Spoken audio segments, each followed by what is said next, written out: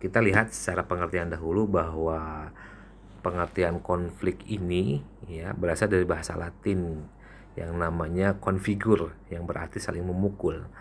Kalau secara sosiologis, konflik itu suatu proses sosial ya, antara dua orang atau lebih, bisa juga kelompok, di mana salah satu pihak itu berusaha menyingkirkan pihak lain dengan menghancurkannya dan membuatnya tidak berdaya. Ini sumber referensinya diambil dari liputan6.com.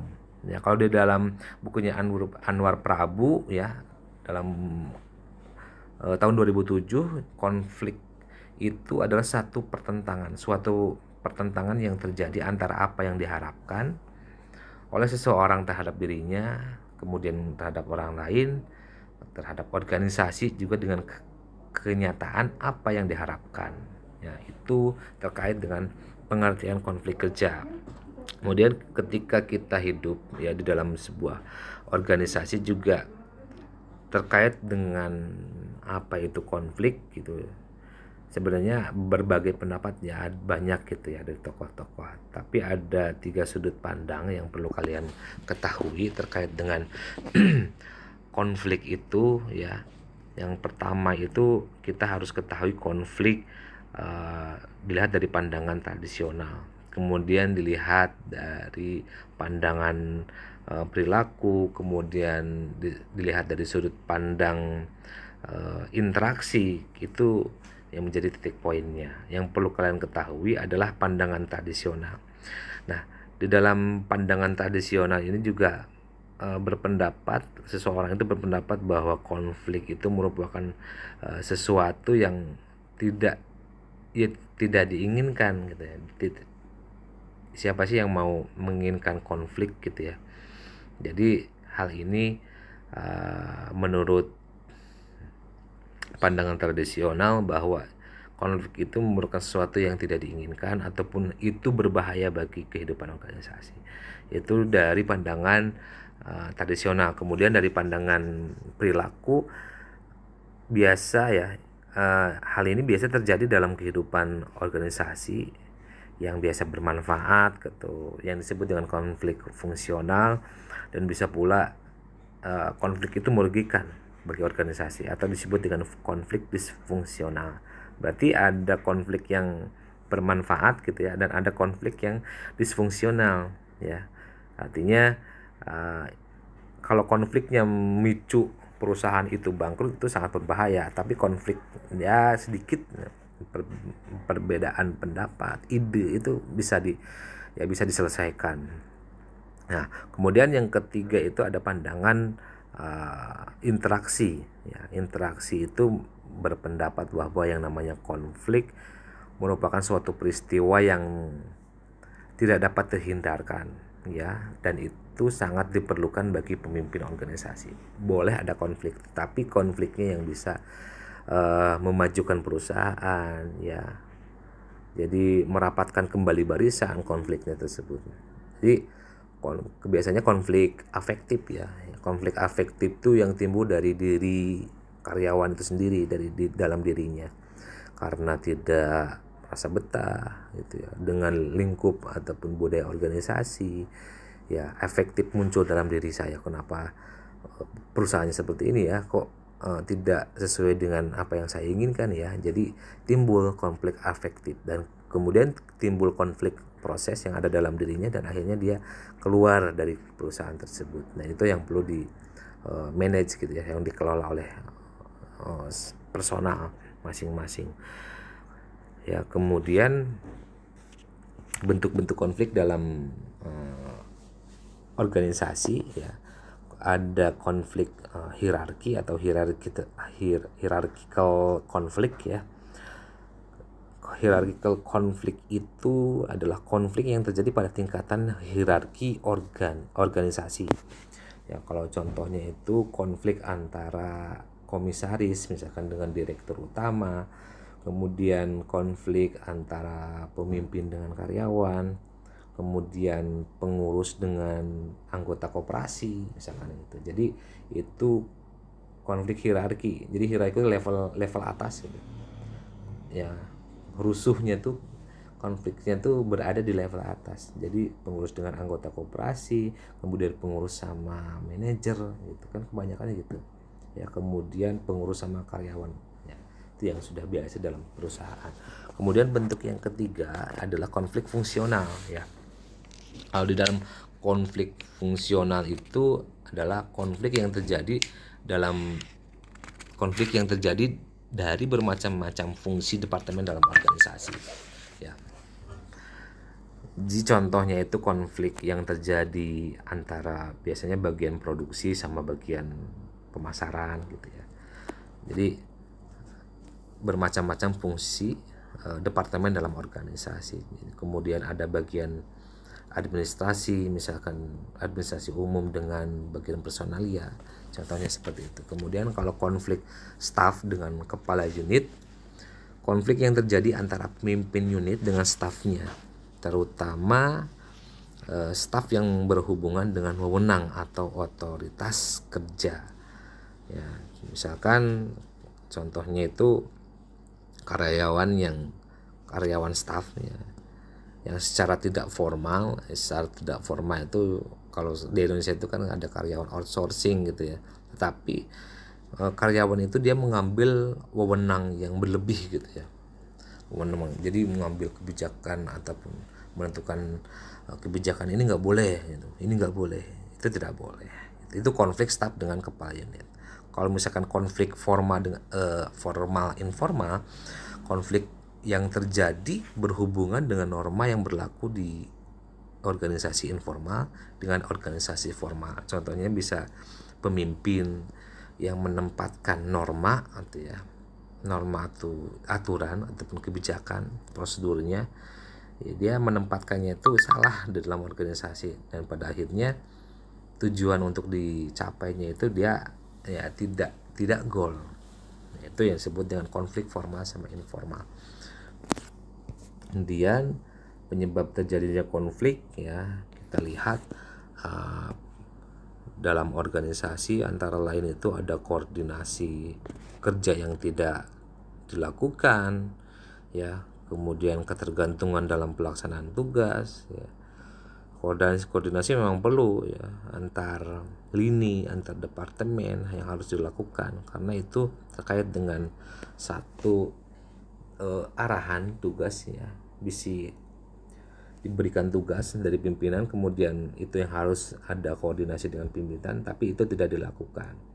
Itu penyebab yang pertama. Kemudian ketergantungan dalam pelaksanaan tugas ya, tugas yang tidak jelas ya.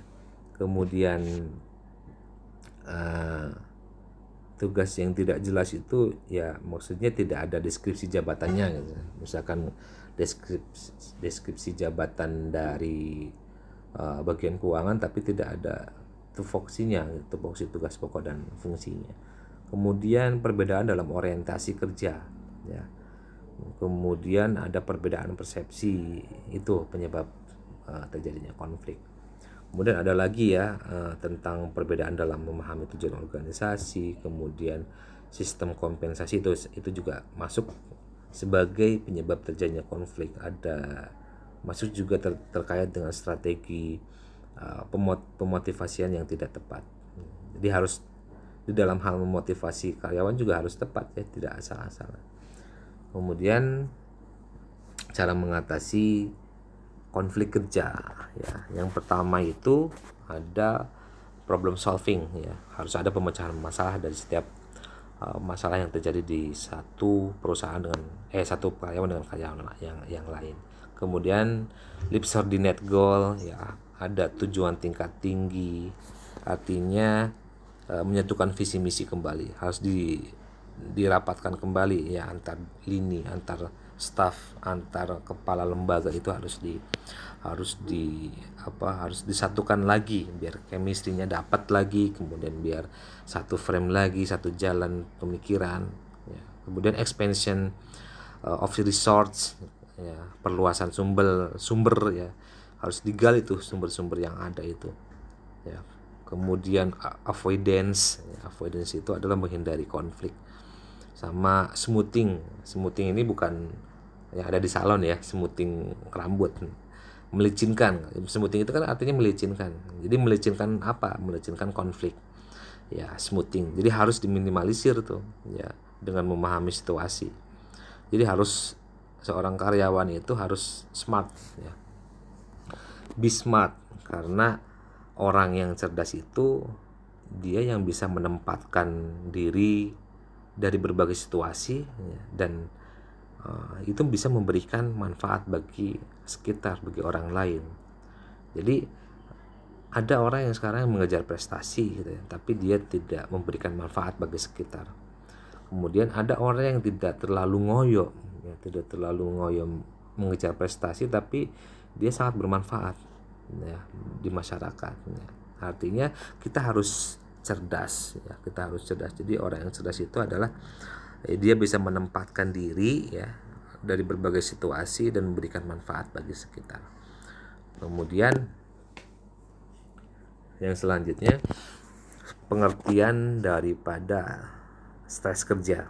Nah, kalau stres kerja itu adalah perasaan tertekan. Jadi kalau kalian udah merasa tertekan, gitu ya, udah.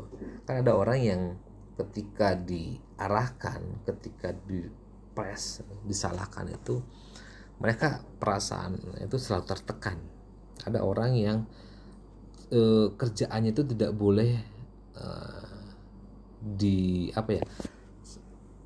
ada satu contoh, satu pengalaman bahwa dulu ada teman gitu ya, ketika dia kerjaannya dipres, dienggal-enggalkan, dia tidak bisa cepat untuk menyelesaikan pekerjaan itu, tetapi jadi merasa tertekan gitu yang dialami karyawan. Jadi stres kerja itu perasaan tertekan yang dialami karyawan dalam menghadapi pekerjaan. Itu ada, berarti harus ada pola khusus gitu ya.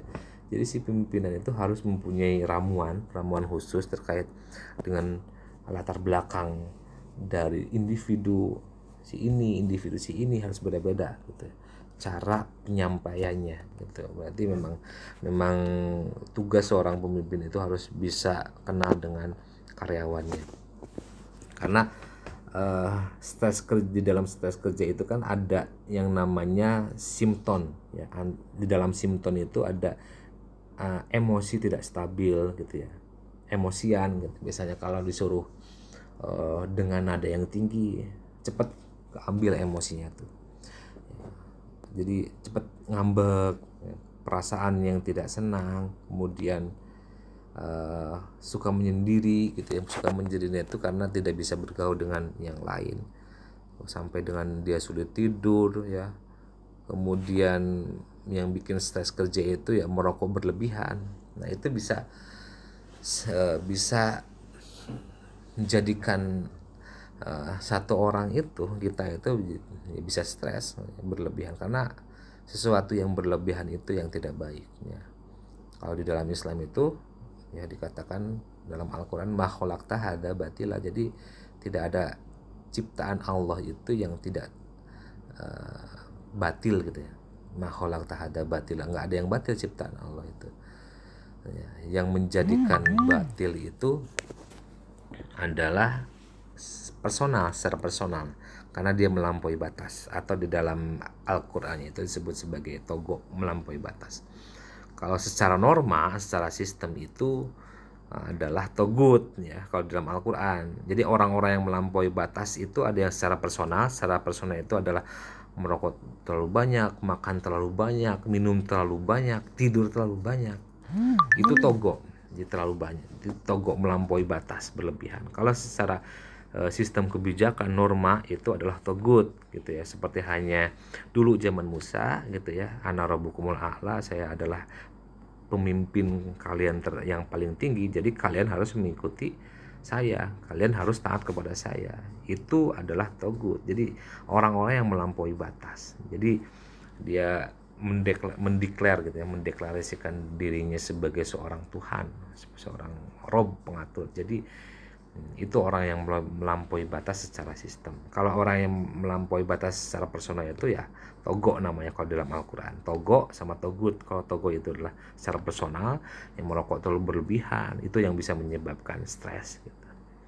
Kemudian tanggung jawabnya tidak digunakan, Kemudian perbedaan nilai antara karyawan dengan pemimpin yang frustasi di dalam pekerjaan. Ya, itu terkait dengan pengertian stres kerja. Kemudian penyebab stres kerja itu ada 4 pendekatan ya terhadap stres kerja ini, yaitu dukungan sosial, ya, penyebab stres kerja. Bukan sosial, tapi bukan dukungan sosial, itu mah pendekatannya nanti. Kalau penyebab stres kerja itu antara lain ada beban kerja berat, ya, terlalu berat. Kemudian waktu kerja yang mendesak gitu ya, diporsir terus gitu, kita kerja dari pagi kemudian pulang jam 5 misalkan. Rutinitas itu selalu diulangi hari berikutnya, dan itu biasanya di perbankan, di bank ya, mulai dari jam 8 ya, jam 8 briefing, kemudian dia kerja sampai dengan jam 4, kemudian kalau misalkan tidak ada tambahan ataupun tidak ada tugas tambahan dari pimpinannya, dia biasanya pulang sampai jam 6 sore gitu ya. Ini bisa penyebab stres kerja. Kemudian waktu kerja yang mendesak ya, kualitas pengawasan kerja rendah, iklim kerja tidak sehat, otoritas kerja tidak memadai, kemudian perbedaan nilai. Itu bagian daripada penyebab stres kerja. Nilai itu banyak penyebab, yaitu perbedaan nilai antara karyawan dengan pimpinan yang frustasi di dalam satu lingkup pekerjaan. Ya, kemudian pendekatan stres kerja itu ada 4 pendekatan. Yang pertama itu adalah social support. Yang social support itu ada dukungan sosial ya. Kemudian ada meditation ya, meditasi, kemudian biofeedback ya. Biofeedback. Jadi pendekatannya melalui biofeedback, melalui personal wellness program. Ya, kalau social support itu jadi ada sebuah aktivitas yang tujuannya itu memberi kepuasan sosial kepada karyawan. Misalnya kita bermain game, kemudian kita membuat lelucon sama karyawan yang lain ya. Jadi misalkan stand up comedy gitu ya. Itu bagian-bagian pendekatan ataupun aktivitas yang bertujuan memberikan kepuasan kepada karyawan yang lain. Kemudian meditasi ya.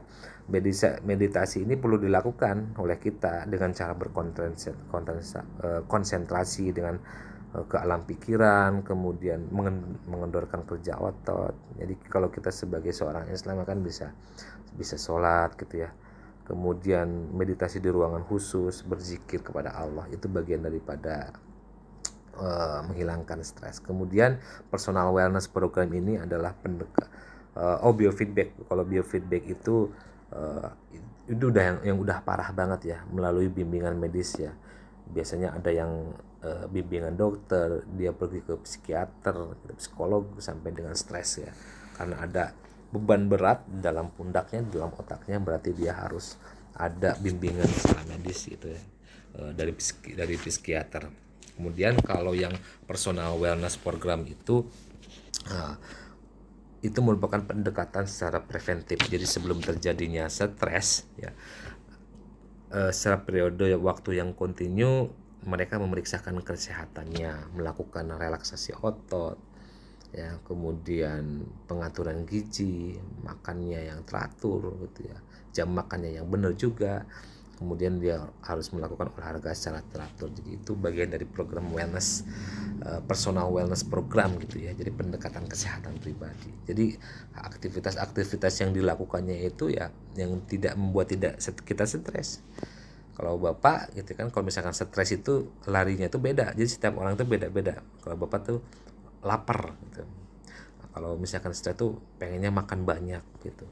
Ada yang beda lagi. Kalau stres ketika stres ya, pendekatan kesehatannya itu ya bisa tadi gitu kan. Kalau dilihat dari ada yang bermain game, ada yang berolahraga, ada yang ya relaksasi otot, itu ya bisa dengan meditasi seperti itu. Itu pendekatan stres kerjanya.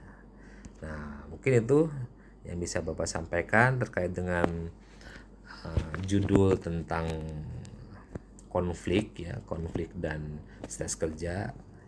Semoga ini bermanfaat untuk kalian. Nah, untuk itu mungkin Bapak cukupkan sekian ya. Al-haqqu mir rabbik ya, yang kebenaran itu datangnya dari Allah, tapi kita jangan ragu terhadap kebenaran yang diberikan ya melalui apa yang diturunkan oleh Allah. Hasbunallahu wa ni'mal wakil. Wassalamualaikum warahmatullahi wabarakatuh.